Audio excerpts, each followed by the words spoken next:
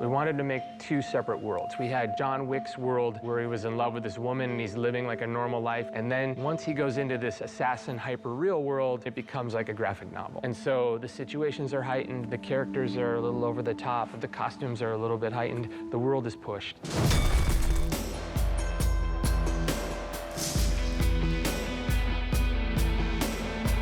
The underworld of John Wick has a formality to it, which I found really attractive. It's like everyone is really sensible and human and sophisticated in a way, and good. We try to explain a world that is not seen for other people, the hidden world perhaps in New York, but it's the same wherever you go. I would say John Wick explores a very dark, seedy underbelly of New York City. It is one of violence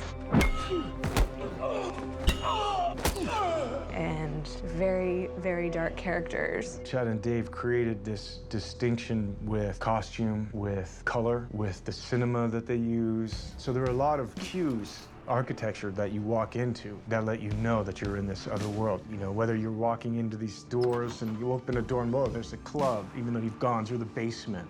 You know, the underground world of Hitman has been captured by this boutique hotel. Continental, baby. I play the hotel manager of this hotel that is basically a hotel for some of the most dangerous criminals and killers in the underworld.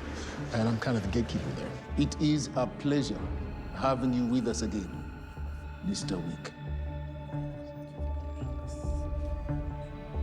And this is where there's, you know, the assassins in the underworld go to relax, and no business can be done there. It's the central hub for where you want to go if you're a bad guy. The Continental itself is like a safe ground, safe house. You go there, you take off your shoes, you can relax, you make your contacts, you make your deals.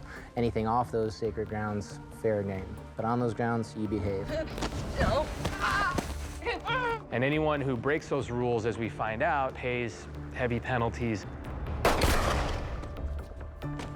You know, it's this very, like, isolated, crazy world that it actually makes you wonder if there are places like this. Everyone can go, be safe for a second, sanctuary, and have a good time at the speakeasy. And you enter with the gold coin.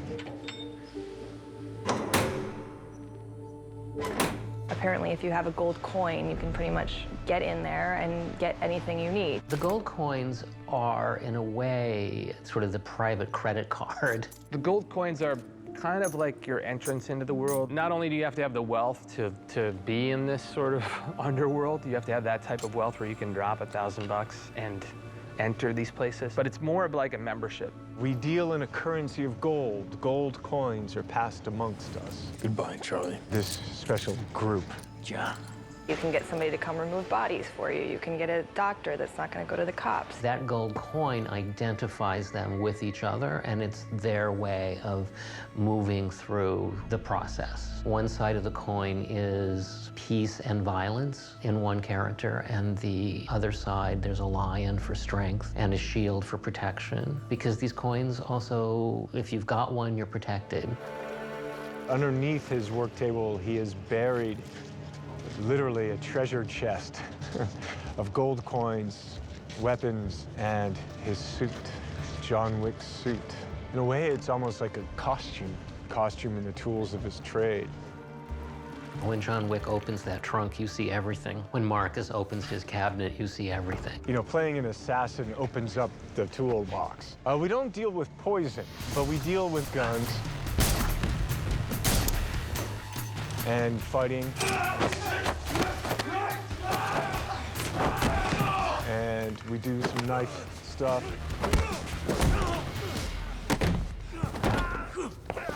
The character as well, you know, can kill with a car.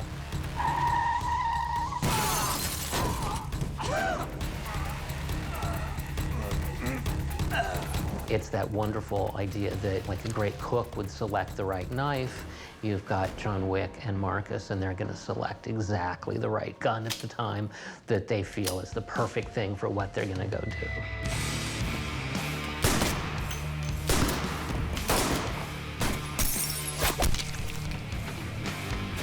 We've created a world that's different, and we've approached the project in a different way, and it'll feel fresh and unique, and that's all you can hope for it.